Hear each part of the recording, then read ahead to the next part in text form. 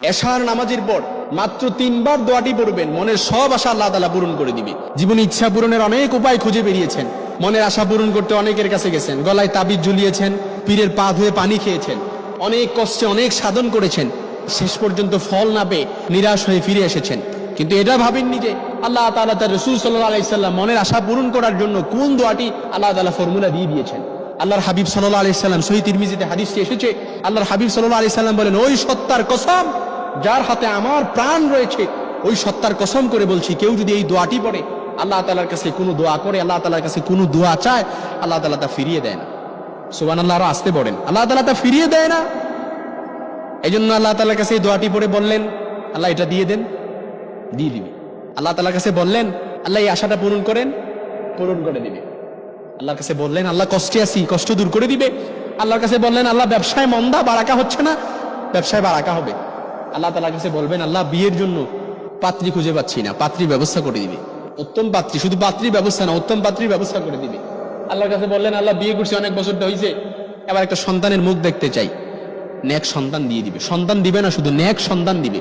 সুবহানাল্লাহ বিহামদি। যা দোয়া করবেন, এই দোয়াটি হাদিসে ইসমে আজম নামে এসেছে। ইসমে আজমের অনেক দোয়া আছে, অনেক দোয়া আছে, কিন্তু অনেক মুতাবাররা কিতাবের মধ্যে এবং মুহাদ্দিসিনে কেরাম এই ইসমে আজমটি একেবারে প্রসিদ্ধ একটি ইসমে আজম।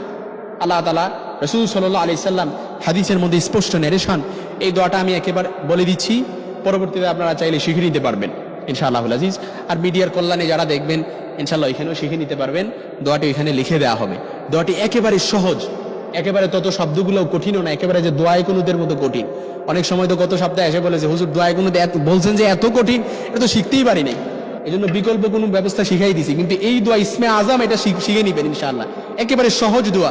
আল্লাহুম্মা ইন্নী আসআলুকা বিআন্নী আশহাদু আন্নাকা আনতাল্লাহ লা ইলাহা ইল্লা আনতাল আহাদুস সামাদ আল্লাযী লাম ইয়ালিদ ওয়া লাম ইউলাদ ওয়া লাম ইয়াকুল লাহু কুফুয়ান আহাদ।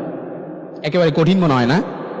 একেবারে কঠিন না, একেবারে সহজ, জিহ্বার সামনেই চলে আসবে। আল্লাহুম্মা ইন্নী আসআলুকা বিআন্নী আশহাদু আন্নাকা আনতাল্লাহ লা ইলাহা ইল্লা আনতাল আহাদুস সামাদ আল্লাযী লাম ইয়ালিদ ওয়া লাম ইউলাদ ওয়া লাম ইয়াকুল লাহু কুফুয়ান আহাদ।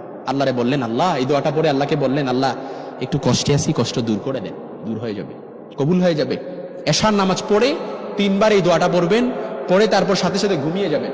ঘুমানোর পরে উঠে ইনশাআল্লাহ দেখবেন আপনার মনটা একেবারে হালকা হয়ে গেছে। এই দোয়াটা কন্টিনিউ চালিয়ে যান, যতদিন আমল কবুল না হয় ততদিন এই দোয়াটা চালায়া যাবেন ইনশাআল্লাহুল আজিজ। তবে শর্ত হচ্ছে উদুল্লাহ ওয়া আনতুম মুকিনুনা বিল ইজাবা, আল্লাহর উপর পরিপূর্ণ আস্থা রাখবেন, বিশ্বাস রাখবেন যে আমার আল্লাহ আমার দোয়াটা কবুল করবে, আমার আল্লাহ আমাকে কখনো ফিরিয়ে দিবে না, আমার আল্লাহ আমাকে কখনো নিরাশ করবে না, আমার আল্লাহ তাআলা আমাকে এই দোয়া কখনো আমার বিফলে যেতে পারে না। আমি আল্লাহর কাছে বললে আল্লাহ তাআলা অবশ্যই আমার দোয়াটা কবুল করবে। আল্লাহুম্মা ইন্নী আসআলুকা বিআন্নী আশহাদু আন্নাকা আনতাল্লাহ লা ইলাহা ইল্লা আনতাল আহাদুস সামাদ আল্লাযী লাম ইয়ালিদ ওয়া লাম ইউলাদ ওয়া লাম ইয়াকুল লাহু কুফুয়ান আহাদ।